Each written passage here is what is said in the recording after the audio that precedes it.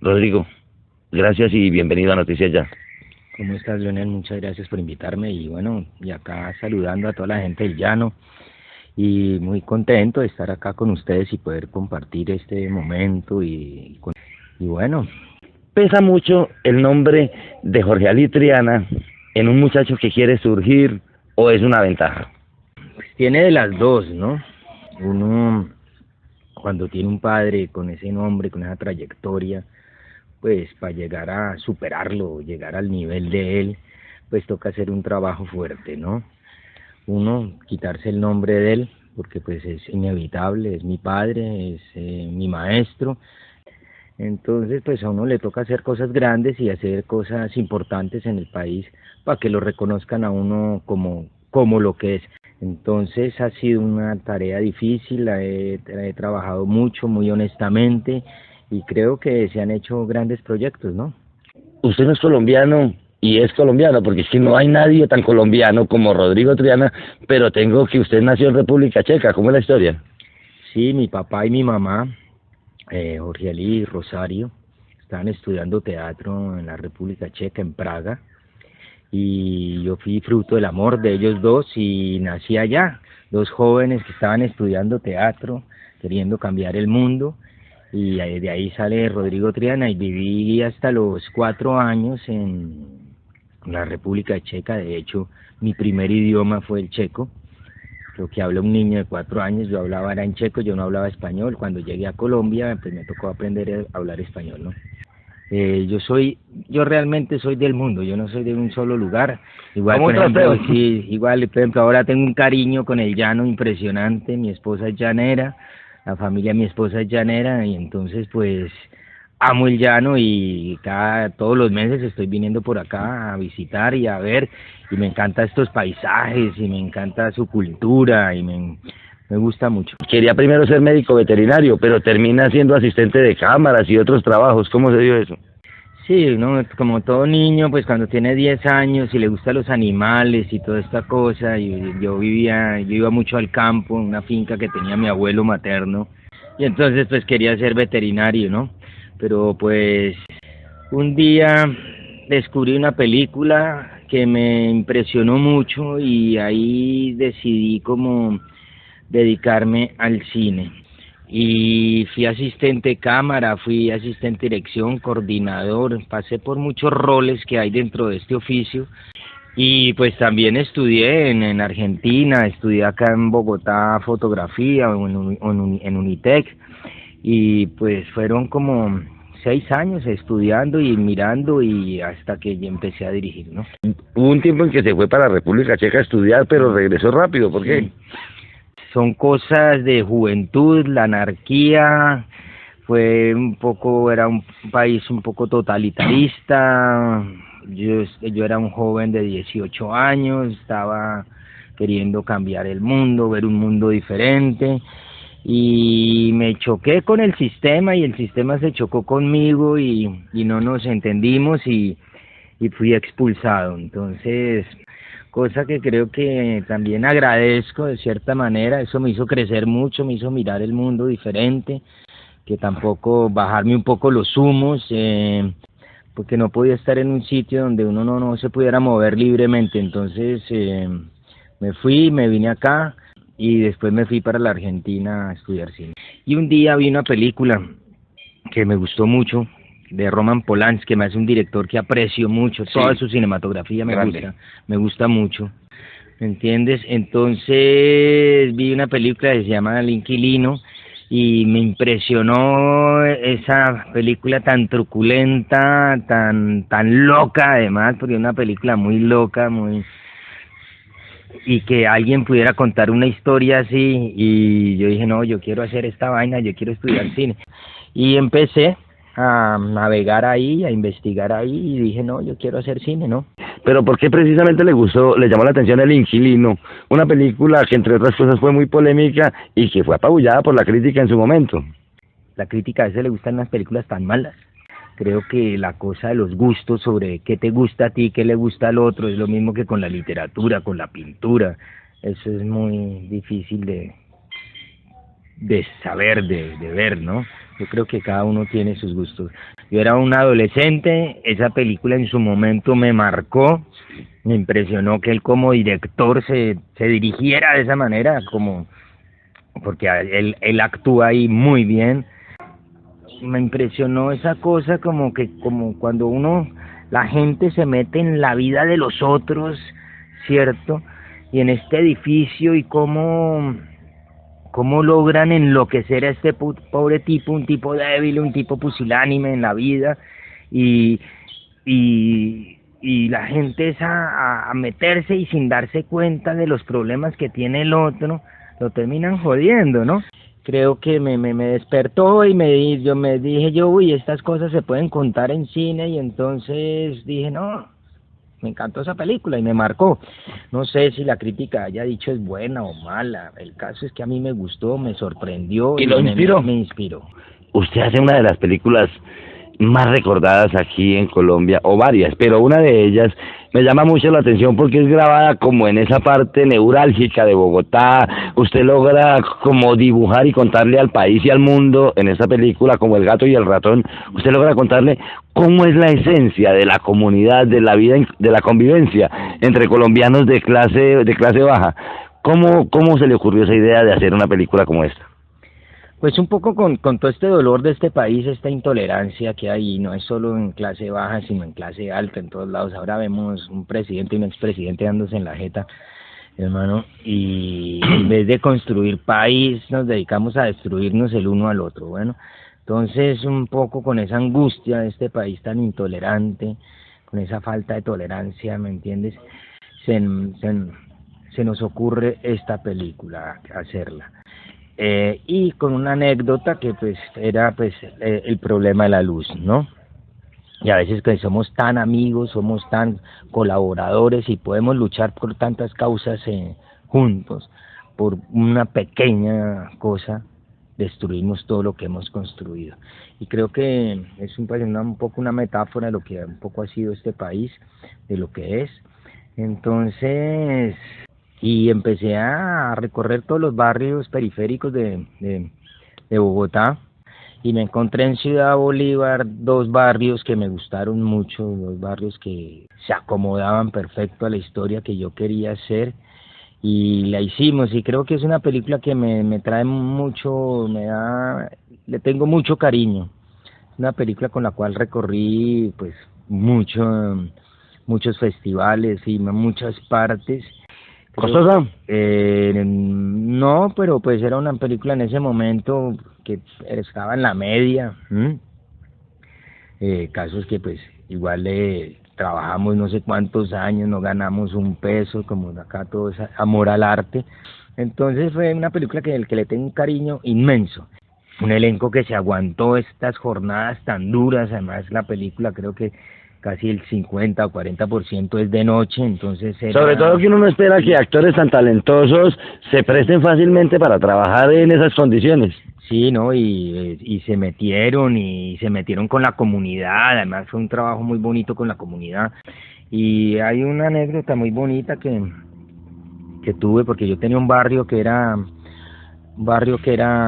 manejado pues por la guerrilla. En esta época estaba el Caguán, todos los desplazados de la guerrilla estaban ahí, y había otros que eran desplazados del paramilitarismo.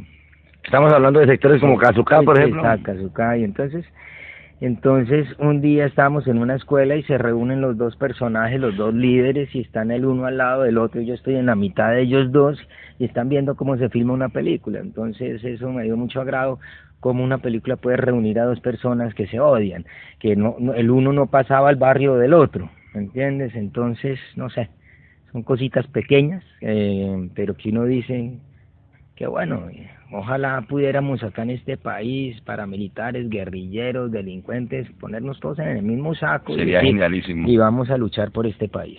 Hablemos de este hombre que fue asistente, que es un trabajo difícil. Este hombre que, como dijo usted alguna vez en algún medio, cargaba cables. Sí, ¿cómo fue esa etapa de su vida? ¿Fue dura? ¿Usted acostumbrado a ser el hijo de un gran director? ¿No le chocó eso? No, todo lo contrario, pues si lo hice porque me agradaba, ¿no? Yo creo que no he hecho nada en mi vida que no me agrade. Y uno tiene la formación también de la escuela, ¿cierto? La formación de una universidad, la formación, pero creo que esa formación que tienes también en la práctica también es muy importante, de ver cómo se hacen las cosas, porque muchas veces tú estudias, pero entonces todo es muy teórico, Y nada de práctica. entonces no tienes la práctica, entonces quieres saber cómo se hacen. Porque una vez cuando está en la universidad se cree Spielberg, pero entonces acá estamos en Colombia y no tienen los medios de Spielberg, entonces no sabes cómo hago para hacer volar una persona, qué sé yo, ¿me entiendes? Entonces, y ver en qué país estás y cuáles son los medios que tienes acá en este país para La contar recursividad que necesitas. que necesitas. Entonces, fue muy interesante y además hacer cámara y de hecho, por ejemplo, eso me sirvió mucho después cuando fui a Argentina en la universidad. Como todos querían ser directores, entonces nadie hacía fotografía y ni cámara, entonces yo con dos amigos más le hicimos todos los cortos a todos los compañeros y hacíamos fotografía y hacíamos cámara y hacíamos todo lo que los otros no les gustaba hacer y ahí aprendimos mucho. Usted ha trabajado al lado de grandes actores, pero hay uno que me gusta mucho y es Carlos Duplat, porque es que cuando Duplat dirige la realidad se vuelve ficción, se vuelve novela. ¿Y qué aprendió usted al lado de un monstruo como esos? Pues con Carlos tiene como una mirada, no sé, tiene una mirada de la sociedad y del pueblo, creo que muy bonita, lo conoce muy bien. Yo le fui asistente de dirección a él en la película de Amar y Vivir. Sí. Y después él como actor ha trabajado conmigo, pero pues como actor siempre hace del señor elegante y la cosa es... Y no es muy difícil dirigir a un tipo que ha sido director.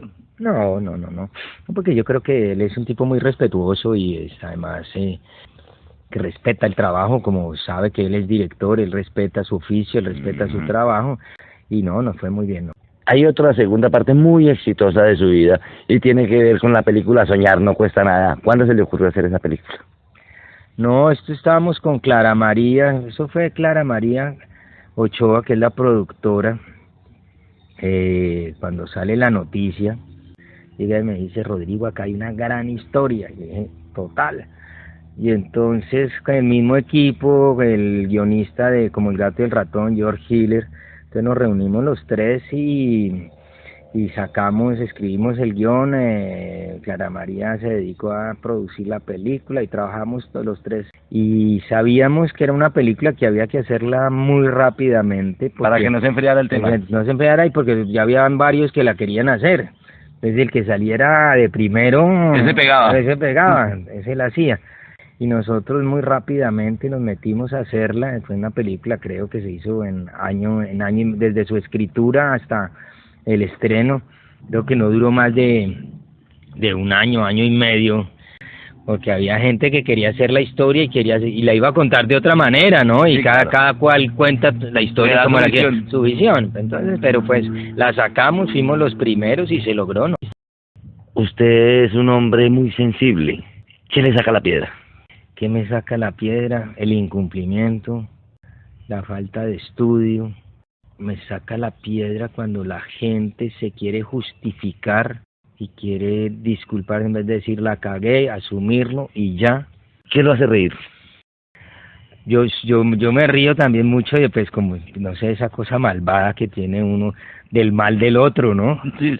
Y me río de mí mismo también cuando suceden cosas extrañas, sui generis, y digo, no, joda. ¿Desde siempre ha hablado usted con esa honestidad? Sí, yo siempre he sido muy honesto, he sido muy transparente y creo que eso me ha ayudado mucho.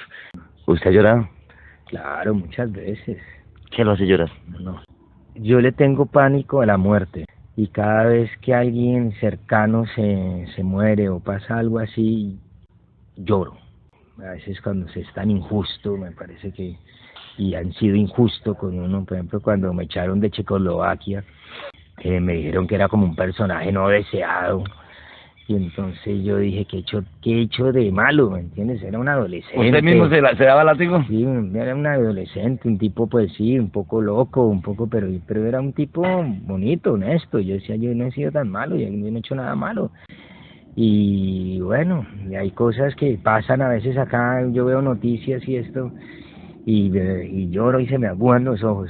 ¿Por qué cree usted, Rodrigo, que el cine colombiano no ha logrado convertirse en la industria autosostenible que todos quisieran? Yo creo que aquí nunca ha habido una industria cinematográfica, digamos, como la mexicana, como la argentina, como la brasilera. De hecho, cuando, por ejemplo, yo hice como El gato y el ratón, creo que en ese año se hicieron 3 películas, no más.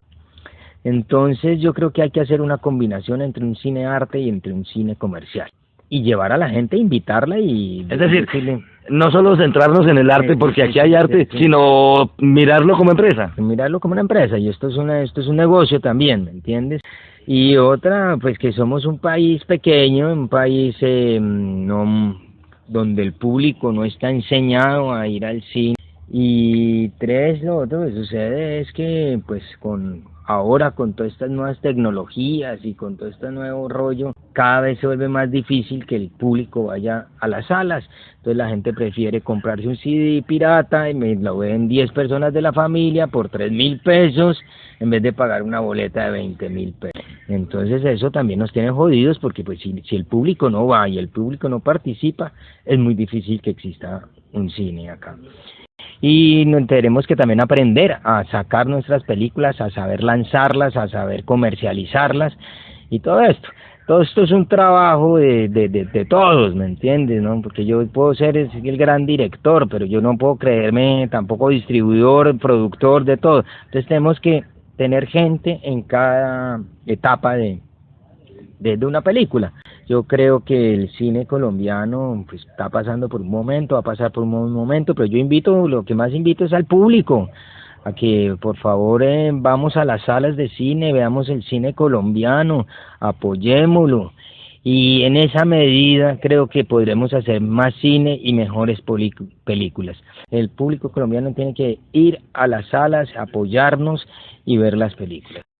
¿Cuál es la diferencia entre el cine argentino y el cine colombiano para que sea más rentable hacer cine en Argentina que aquí?